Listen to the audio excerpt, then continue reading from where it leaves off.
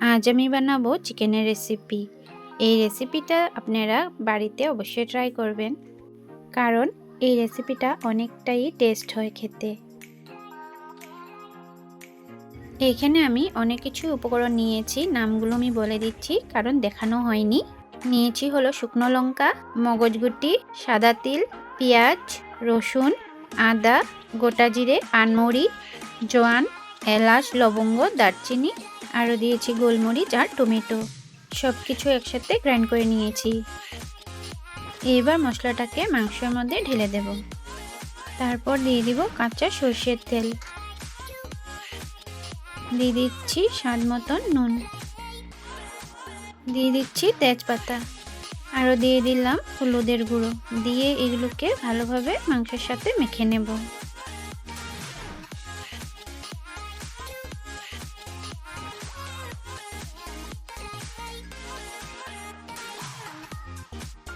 মাংসটা ভালোভাবে মাখা হয়ে গেছে।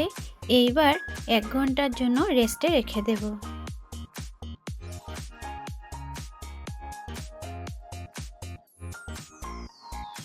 এক ঘন্টা হয়ে গেছে, এবার ঢাকাটা তুলে নিলাম।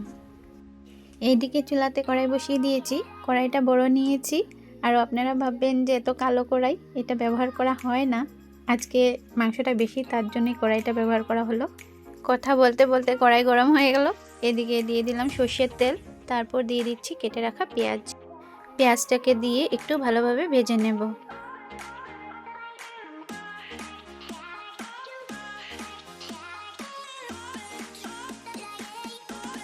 পেঁয়াজটা ভাজা হয়ে গেছে। এবার দিয়ে দিব এর মধ্যে ম্যারিনেট করে রাখা মাংসটাকে দিয়ে এবার ভালোভাবে পেঁয়াজের সাথে মিশিয়ে নেব। তারপর এর মধ্যে দিয়ে দিব কেটে রাখা টমেটো, তারপর দিয়ে দিব ভেজে রাখা আলু, আর সাথে দিয়েছি ওলকপি। ওলকপিকে কেউ শালগমও বলে। এর সাথে আমি গোটা রসুনও দিয়েছিলাম, খেতে অনেকটাই ভালো লাগে তার জন্য। এই রসুনটা অপশনাল, কেউ দিতেও পারে নাও দিতে পারে, আমার ভালো লাগে বলেই আমি দিয়েছি।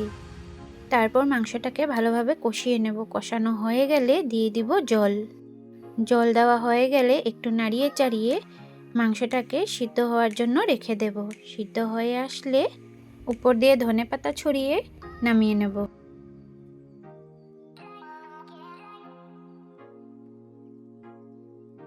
আজকে আমার চিকেনের রেসিপি রেডি। এই রেসিপিটা দেখে আপনাদের কেমন লেগেছে কমেন্টে জানাবেন, আর ভালো লাগলে একটা লাইক অবশ্যই করবেন, আর বন্ধুরা সাবস্ক্রাইব করতে ভুলবেন না।